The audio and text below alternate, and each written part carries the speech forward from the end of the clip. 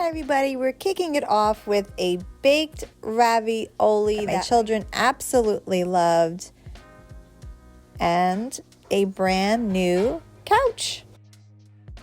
We originally thought that we would be able to fit it into the upstairs den where my children play most of their video games. We have this blue couch in there, and I realized that I did some measurements incorrectly and the couch did not fit. All right, it's really early. I'm obviously still in my pajamas, but the reason why we got a new couch is because we didn't have a couch in the basement, and the one that we purchased and are keeping upstairs is actually a sleeper. So when our boys are sleeping on our traditional couch, which is what they do every single night, they get crammed up over there. I figured now they can have a proper sleeper over here that opens up, and it'll be like a little bed, and then this couch will go downstairs and become more of a gaming center for them when they have their friends over, because we don't have a couch in the basement. So it's a little small. It's smaller than what we thought. It's really small. I feel like it's too small. Is it too small? It's almost the same size as this, except it doesn't have... Why does it look so different? The big arms, I guess. I mean... Let's set it up and see what it looks like all in. All right, so that's 48. Now we're gonna check this one. 52. I mean, I think that's significant. Change of plans. 23. That's gonna be a big difference. 18. Yeah, this is tiny. 19. 18. All right, so why don't we put the gray one in the basement?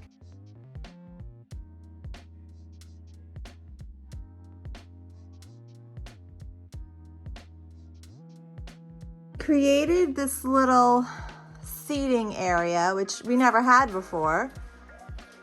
This was our old living room furniture that we just held on to. And again, this opens up as a sleeper. So if they ever wanted to, they could just push back the couch a little bit and open it up to this mess, which is hopefully our next project. But I'm trying little by little to clean this out and make this into a place that they could just come and sit, do crafts, come here and game, have an area where they have all their stuff that they can check out. This is at least this side of the basement I would like to have clean. Literally out of breath. But after a little bit of maneuvering, I shifted all the stuff over there, and then I just made this wall just a little standalone thing. So it's definitely coming together. But as you can see, there's just so much to do. Definitely a project in the works. All right, so I look bold. We're off to the dollar store on New Year's Eve in this ridiculous attempt to try to get a streamer that says New Year's Eve on New Year's Eve. Do you think that we're gonna get it? No. I already see Valentine's Day decorations, but it's okay. Try Five Below. No, baby, they don't have it. All right, we're going in. Fingers crossed. All right, guys, just got back from the dollar store to try to get some New Year's Eve stuff. And to be honest with you, this is all that I was able to get on New Year's Eve. So, I mean, I guess I am to blame. But on New Year's Eve, I was able to get horns and hats. Horns and hats. That's what I should call this video. Horns and hats, because that's literally my win. And then I'm from Astoria, and it's predominantly Greek when I was growing up, and every New Year's Eve we would all go outside and we would all smash a plate. It was a very huge tradition that I had as a child, and my kids get a kick out of it, so I bought them 3 plates. You smash it, you say goodbye to the year before, and then you welcome in the new year. It's just a huge custom, and I guess the Greek immigrant culture, I don't even know. I'm not Greek, but that's what I grew up doing with my neighbors, and so I'm happy to do it moving forward. I picked up ramen because we eat ramen all the time. My husband, I don't know, I got you Monster Dragon Tea. It was $1. Is this a good buy? Yeah, I think so. They're probably like $2-3 in the regular place. But I mean, would you want this? I actually don't drink it, but they taste actually pretty good, Monster. I didn't know. I thought maybe you would want to try Yeah, they're good. These I saw on another person's like Dollar Tree haul, and I thought they were really great. You put these on your Swiffer, and they're washable, so you don't really have to keep buying the Swiffer stuff. So I'm going to test this out and see how this works with our Swiffer, and if it picks up, and then I'm going to wash it. I'm actually really excited about this because sometimes we forget to replenish our Swiffer stuff, and this is great when you want to get your kids to help out. I needed a contour brush, and I was actually going to buy a real one. I saw this for $1, and I'm running with it. Like, if this works, I'm going to be so excited. I don't see why it wouldn't work. I mean, it looks exactly like the contouring brushes. One thing for Valentine's Day, because I have enough. I feel like I have enough. I don't really do too much for Valentine's Day, but I thought this sign was really cute, and I have a huge joy sign over here.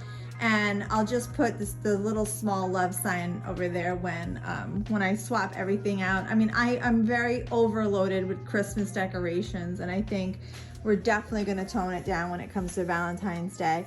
These wine glasses, if you don't have wine glasses from the dollar store, you're missing out. This is the #1 purchase that you can possibly get from there.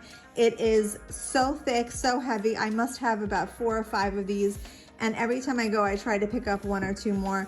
They didn't have any bags, so I have a feeling they're going bagless. They made me grab some boxes and stuff my own boxes, and I wonder what's gonna happen when they run out of boxes. People will probably just have to walk out with their own stuff. Now, my husband's family has these Coca-Cola glasses, and every time we go to the house, we always drink out of these glasses. They've had them for like 20 years, I can't even tell you. I saw them today, and this is very personal. Like, this is just something that my kids love to drink out of. So I just picked up 3 for my little guys because they were just $1. And all in, my New Year's Eve haul, which I took out of my New Year's Eve budget, my holiday budget, was $17. So I had $25 and I spent $17 for the month. Not bad. Unfortunately, it really wasn't a lot of decoration. I mean, we got the wine glasses, and we got the streamer, you know, the horns, the hats, and the plates. And then I picked up Valentine's Day for next year, and then a soup and a tea. I mean, this is sort of cheating, but there really wasn't much going on. It was completely Valentine's Day. But I just wanted to show you my haul really quickly. I'm really not going there very often because, like I said, I'm not trying to make a lot of extra purchases when I don't need to. But we needed some fun things for tonight. I decided to make chocolate chip cookies with the kids, and I just wanted to show how absolutely chaotic it is normally when I cook. I love to watch YouTube videos showing the homemakers making their favorite recipes, and they're always alone in their kitchen, and everything is so neat, and it is really beautiful to watch. But usually in my house, it's all hands on deck, and everybody is sort of going in and out and helping and begging to help, getting their fingers dirty and wet.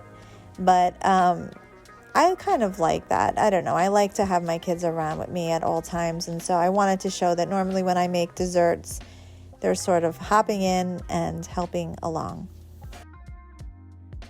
All right, so this is the very first week of 2021, and we are going to track our spending, our excess spending, the things that we're buying that are outside of our budget, or just unexpectedly, the things that we're spending. And we had haircuts today, so I wanted to write them down. Daddy, how much was the haircut bill? 85. Okay, so 85 haircut, and then the bagels were $34. Is that But that was with cold cuts and cream cheese. okay? So cold cuts and cream cheese. So every Sunday. Otherwise, it's like $12. Every Sunday we get cold cuts for the week for kids for lunch, and then we do bagels on Sunday. It's been a tradition for over 20 years with my husband and I, so we're definitely not going to stop doing that. And for the haircuts, you took it out of house or miscellaneous? Do you remember? Miscellaneous. Miscellaneous. All right, so we're trying this. We're tracking to see where our money is going and how we can do better every week moving forward. Obviously, haircuts are a necessity. But I don't even remember the last time we got a haircut, honestly. But this is a really great idea. I did a video on the budget planner review. If you want to check it out, I will link it below so you can see how exactly I'm tracking my budget and weekly spending. It's really great. You can check your expenses. You can do your income. We are independent contractors, so I usually just track the income from the month before. So tomorrow what I'm going to do is I'm going to log on to all our banks and get December's incomes, because I can't really gauge what January will be because it always fluctuates. So I'll get the full recap of December and I'll write that in, and we'll work our budget off of December's money even though it's January. Last but not least, this delicious chicken orzo lemon soup is something that I really hope you make.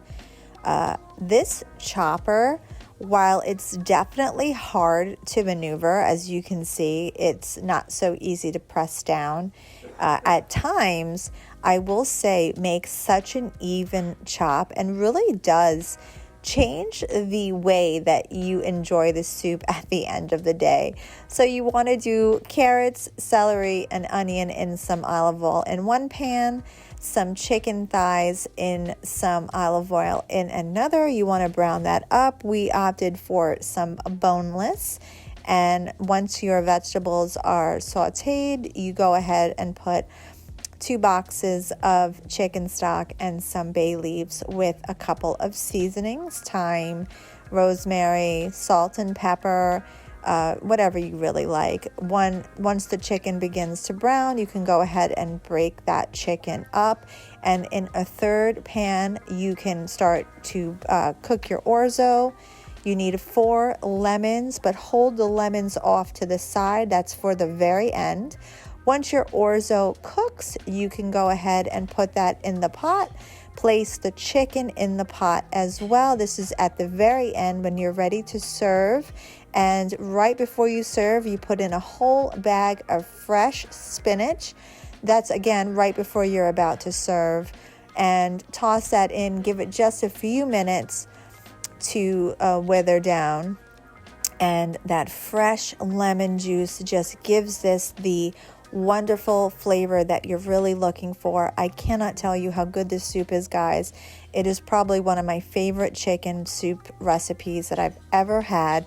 And the best part is the leftovers the next day sort of thicken a little bit, and it's almost better the next day. I really hope you try it, guys.